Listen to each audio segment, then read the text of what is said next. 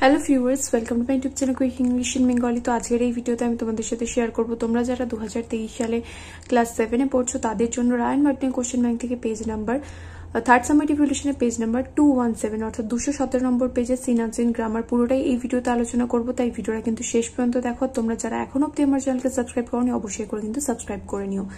তো এখানে প্রথমে দেখো একের দাগে বলেছে read the text carefully and answer the questions that follow. তো এখানে একটা সিন প্যাসেজ দেওয়া রয়েছে, এটা পড়ার পর তোমাদের প্রশ্নগুলোর উত্তর দিতে হবে। তো এখানে প্যাসেজটা নিয়ে হচ্ছে JC Bose a beautiful mind থেকে। তোমাদের অনেকের কাছে আশা করি বই আছে, আবার অনেকের কাছে নেই। তো তাদের জন্য তাদের সুবিধার্থে আমি প্রথমে আগে কোশ্চেনটা ভালো করে দেখিয়ে দিচ্ছি কি কি কোশ্চেন রয়েছে এই পেজে, তারপরে আমি উত্তরগুলোতে আসছি। প্রত্যেকের প্রশ্নের উত্তর আমি খাতায় লিখেছি, তাই বইয়ের মধ্যে যে উত্তরগুলো লেখা রয়েছে পেন্সিল দিয়ে সেগুলো তোমরা কিন্তু লিখবে না। তো এখানে দেখো প্রথমে রয়েছে একের দাগে এর এতে 5টা প্রশ্ন 1 নম্বরের, এবং তারপরে বি এর দাগে রয়েছে ট্রু ফলস। সি এর দাগে এখানে বলেছে সিমিলার মিনিং বা একই মানে এরকম শব্দ প্যাসেজ থেকে খুঁজে নিয়ে লিখতে, মানে ওই সিন প্যাসেজ থেকে খুঁজে নিয়ে লিখতে হবে। 2 এর দাগে এখানে রয়েছে একটা পোয়েম, এটা পড়তে হবে এবং যে প্রশ্নগুলো উত্তর দিতে হবে। তো পোয়েমটা কোথা থেকে নেওয়া হয়েছে? এটা নেওয়া হচ্ছে দ্য ইকোয়িং গ্রেন থেকে। বেঙ্গলি মিনিং এর ভিডিও তোমরা আমার চ্যানেলে পেয়ে যাবে, চাইলে চেক করে নিও। তারপরে 2 এর দাগের এতে রয়েছে এখানে পোয়েম থেকে ইনফরমেশন বা তথ্য নিয়ে শূন্যস্থান পূরণ করতে হবে। তারপরে 3 এর দাগে রয়েছে আনসিন প্যাসেজ। প্রত্যেকে কিন্তু আনসিন প্যাসেজগুলো ভালো করে পড়বে এবং যে ওয়ার্ডের মানে জানো না তার জন্য কিন্তু ডিকশনারি চেক করবে, তাহলেই কিন্তু আনসিন প্যাসেজগুলো নিজে থেকে শিখতে পারবে। আনসিনটা পড়ার পর চলে আসো এবার 3 এর দাগের এতে বলেছে tick the correct alternative to complete the following sentences. এখানে যেটা সঠিক অপশন হবে সেটাতে টিক মারতে বলেছে। তারপরে বি এর দাগে এখানে রয়েছে কোশ্চেন। তো দুটো প্রশ্ন এখানে 2 নম্বরে 3টে প্রশ্ন রয়েছে, এই প্রশ্নগুলোর উত্তর দিতে হবে। তারপরে এখানে সি এর দাগে রয়েছে ট্রু ফলস, এবং তারপরে 4 এর দাগে রয়েছে গ্রামার। গ্রামার এখানে বলেছে ভার্বের সঠিক ফর্ম দিয়ে শূন্যস্থান পূরণ করতে। 5 এর দাগে রয়েছে মোডালস, এবং 6 এর দাগে এখানে বলেছে যে হোমোফোনটা সঠিক হবে সেটা লিখতে। তো এখানে চলো এবার প্রত্যেকটা প্রশ্নের উত্তর আমি তোমাদের বুঝিয়ে দিচ্ছি। তো প্রথম প্রশ্ন রয়েছে who sat on the left side of the speaker. বক্তার লেফট সাইডে কে বসতো? The son of a Muslim attendant of the speaker's the son of a Muslim attendant of the speaker's father। এই যে এখানে হবে, এখানে না একটা জেলের ছেলে বসতো। আচ্ছা আমি এখানে দুটোই লিখে দিয়েছি, তাহলে এখানে এটা লিখবে না। The son of a fisherman, তাহলে এখানে উত্তরটা কি লিখবে? The son of a fisherman sat on the left side of the speaker. তাহলে বক্তার লেফট সাইডে কে বসতো? একটা জেলের ছেলে।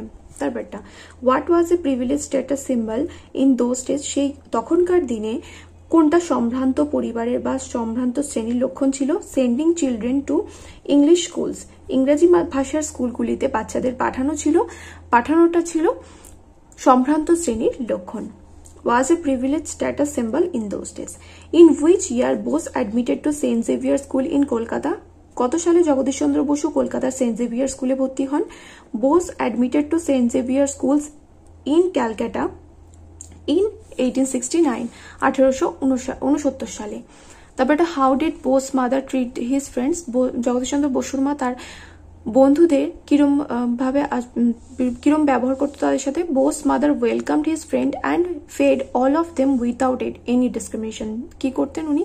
সবাইকে স্বাগত জানাতেন, মানে সবাইকে ওয়েলকাম করতেন, মানে সবাইকে উনি বাড়িতে নিয়ে গিয়ে কোনো রকম বাদ বিচার ছাড়াই খাওয়াতেন। তারপর এটা which degree did Bose receive from the university of Cambridge.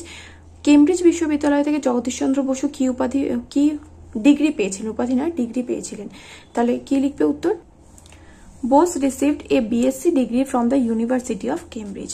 তারপরে ট্রু ফলস গুলোর মধ্যে দেখো প্রথমটা হচ্ছে Bose studied in a Bengali medium school. Jagadishchandra Basu একটা বেঙ্গলি মিডিয়াম স্কুলে পড়েছিলেন, এটা ট্রু হবে। প্রথমে কিন্তু উনি স্বদেশী ভাষার স্কুলে পড়েছিলেন।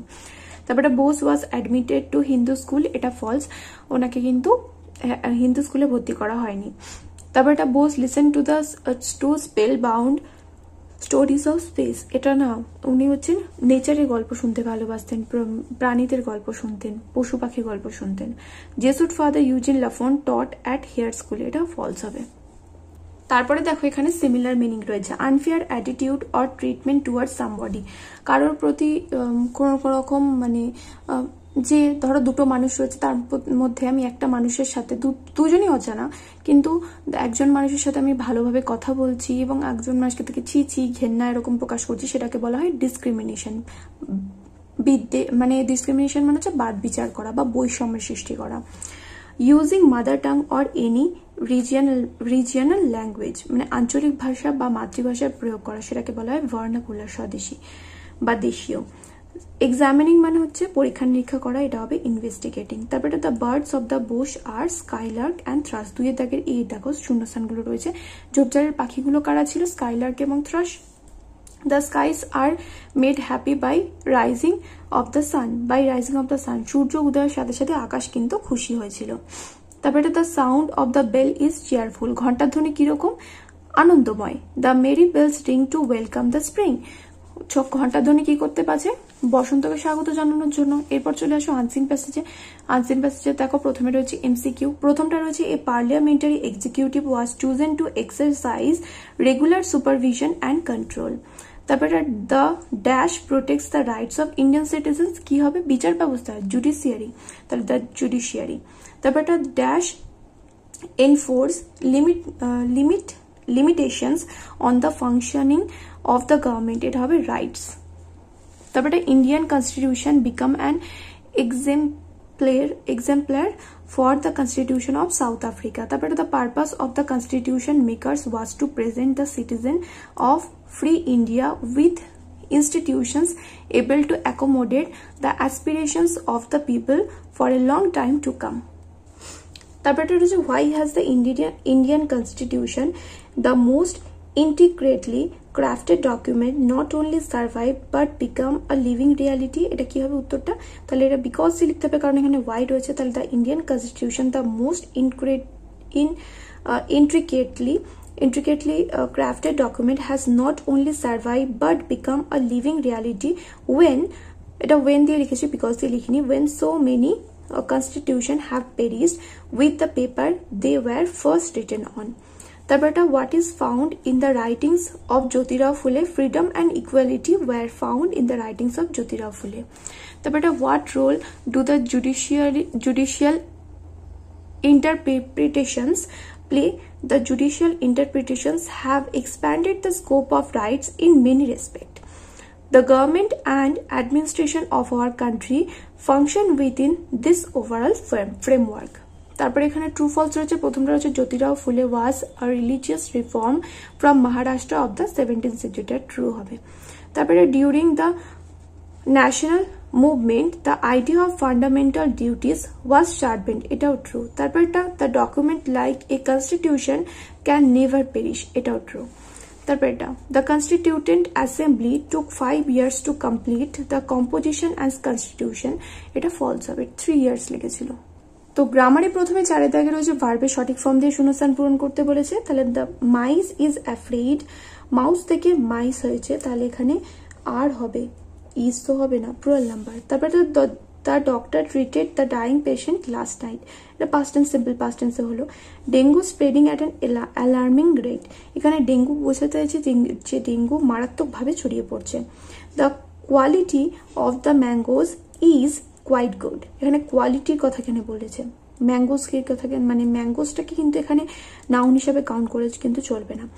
she read, এখানে রিড না, read the novel in her college days, মানে সে তার কলেজের দিনগুলোতে এই নভেলটা পড়েছিল। either of them was present there। তারপর এটা মোডালস রয়েছে, দেখো এখানে রয়েছে 5 দাগে যেগুলো রয়েছে। প্রথমটা রয়েছে you must finish your project work by tomorrow. তারপরে the child can speak English. তারপরে the cloudy sky indicates that it may rain tonight. তারপরে we should respect our teacher. তারপরে I am sorry that I could not help you in your trouble. Next রয়েছে look before you leap মানে হচ্ছে ঝাঁপ মারা। তারপরে Ceres wandered over land and sea. তারপরে the sole of your shoe is damaged. তারপরে to steal is a sin, S-I-N, sin.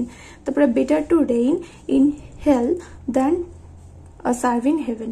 আশা করি বুঝতে পারলে এই পেজটাতে যদি কোনো রকম কোনো অসুবিধা থাকে তোমাদের রাইটিং নিয়ে কমেন্ট করে জানিও। যে পেজে রাইটিং নিয়ে অসুবিধা হবে সেটা বলো, সেই পেজের রাইটিংগুলো আমি তোমাদের আগে দিয়ে দেবো। এমনিতেও বাকি ক্লাসগুলো কিন্তু আমি এরকমভাবে সলভ করিয়েছি, রাইটিংগুলো কিন্তু পরে করাচ্ছি। আর যারা এখন অবধি তোমরা আমার চ্যানেলকে সাবস্ক্রাইব করো অবশ্যই করে কিন্তু সাবস্ক্রাইব করে নাও, কারণ ক্লাস 7 এর সমস্ত ভিডিও কিন্তু তোমরা আমার চ্যানেলেই পাবে। দেখা হবে নেক্সট ভিডিওতে, টিল দেন বাই।